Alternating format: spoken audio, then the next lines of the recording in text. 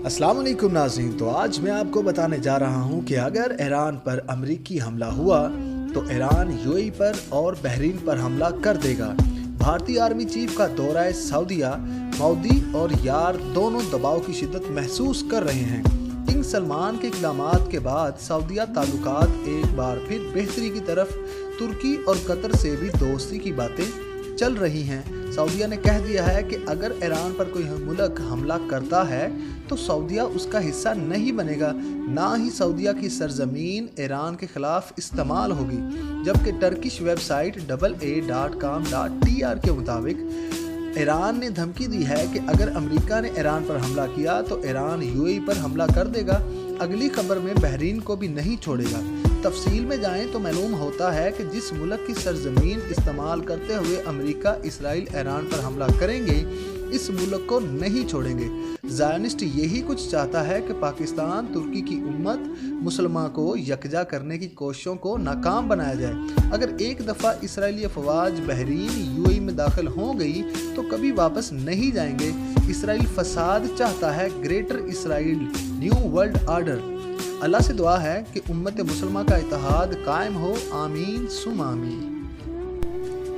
भारतीय सीनियर सहाफ़ी नितिन अनंत गोखले के मुताबिक भारतीय army chief general मोंज Makhand Naravane इतवार से 4 रोज़ा दौरे पर सऊदी अरब रवाना हो रहा है। ये सऊदीया भारत दिफा को ऑपरेशन की तरफ इशारा है। कैसे मुमकिन है कि पाकिस्तान और भारत के साथ एक ही वक्त में सऊदीया कोई डिफेंस मुआहदा कर सके। जनरल राहील शरीफ सऊदीया मौजूद हैं। ट्राइका पाकिस्तान के ताल्लुकात अरबों के साथ ख़राब करवा कर खुद इन होने की कोशिश कर रहा है। ये वही साजिश हो सकती है जिसकी तरफ मैंने पिछले दिनों एक आर्टिकल में इशारा दिया था कि इसराइल चाहता है मक्का और मदीना की हिफाजत की जिम्मेदारी भारतीय मुस्लिम फौजियों के हवाले करके पाकिस्तान को बाहर किया जाए। खैर, अभी सब कुछ सर्विस बेस्ड इंफॉर्मेशन है। जो ही ये दौरा शुरू होता है तो फिर इस पर बात साथ साथ होती रहेगी। और दूसरी जानब भारत के मुताबिक करतारपुर गुरु नानक की सालगिरह के मौका पर दुनिया भर से सिख यात्री पाकिस्तान में इकट्ठे होंगे। यहाँ से खालिस्तान मूवमेंट शुरू की जाएगी।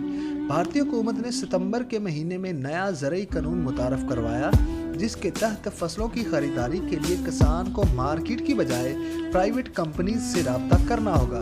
पहले गवर्नमेंट फसलों के नर्ख मुकर्रर किया करती थी, तब फसलें फ़रोख्त होती थी। अब इस कानून के मुताबिक कारपोरेट सेक्टर के हवाले किसानों को किया गया है, जो किसानों को ब्लैकमेल करके कम कीमत पर फसलें खरीदेगा। दरअसल कारपोरेट सेक्टर में हिंदुओं का गलबा है, काश्तकारी में सिखों का। ये कानून मोदी की बदनीति पर मबनी है। हिंदू कारपोरेट सेक्टर को फ़ायदा पहुंचाने के लिए ये कानून साजी की गई, जिससे छोटा किसान तो बिल्कुल मारा जाएगा।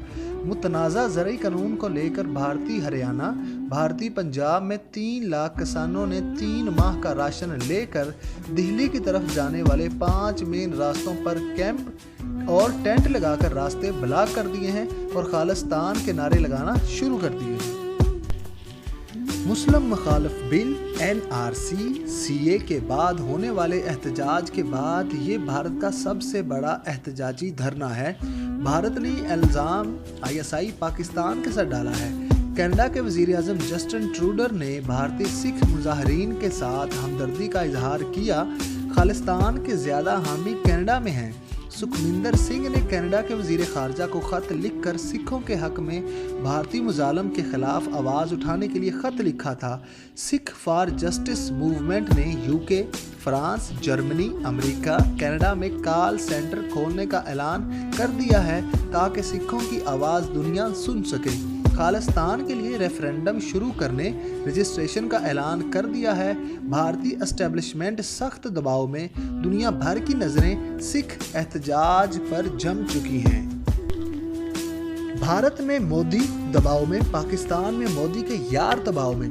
कुछ इतलात के मुताबिक नवाज शरीफ के वीज़ा की मुद्दत ख़त्म हो चुकी। बरतानिया में 18 नवंबर को नया वीज़ा हासिल करने के लिए दरख्वास्त जमा करवा दी गई है। साथ ही स्टे असाइलम पाकिस्तानी रियासत पर दबाव डालने के लिए बैरूनी हुकूमतों से राब्ते और लॉबिंग फर्म्स हायर की गई हैं। लीगल फर्म की खिदमात भी हासिल की गई हैं।